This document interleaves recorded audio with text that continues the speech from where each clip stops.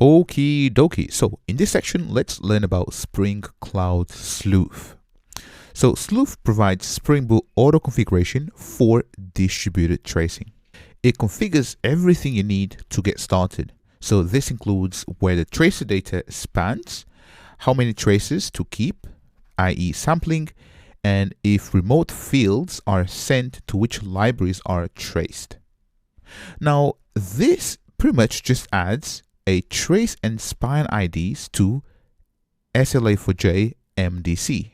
And MDC stands for Mapped Diagnostic Context, and it pretty much provides a way for us to enrich data, i.e. the log data, so that we can correlate data across multiple services. So in here, you can see instrument common ingress and egress points from Spring applications, servlet filters, REST template, schedule actions, message channels, fake clients, and others. And if Zipkin is available, then it basically sends the traces via HTTP on this port right here, which Zipkin should be listening on. And we'll configure this in a second. So obviously you can basically have a look at the configuration, which I'm going to show you in a second. But to be honest, this is a very simple example. And what I want to do is, so if you click on learn, so in here, go to learn, and then go to the reference docs, and you can pretty much just click on any of these links right here to learn more about it. So in here, if I click on getting started, and then what I want to show you is, so basically have a look. So the following image shows how span and trace look in a system. So if I zoom in, there we go. So in here, we have a request, and at this point, there is no trace nor span ID. So the span is the basic unit of work.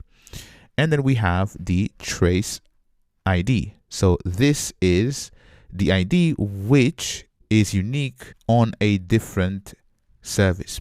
So in here, have a look. We have a request that is sent. So right here, there is no trace ID nor span ID. And as it goes through the service 1, have a look, the trace ID becomes X. So throughout the entire system, the trace ID will be the exact same thing. The request goes from service 1, 2, 3, 4, all the way back. And if you look at the trace ID, they're all the exact same thing. But what changes is the span ID. So as it lands on service 1, the span ID is A.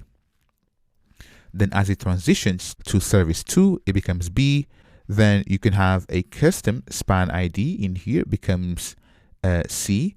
Then as it goes through service 3, it becomes D in here. And you can see that you can also generate a custom span ID. But all the way back, you can see that basically it goes all the way to F. And then as it goes back, you can see that it basically matches from the request to response. So let's go ahead together and add this library. So in here, if I close this and let me go back, and let's add Spring Cloud Sleuth to our microservices.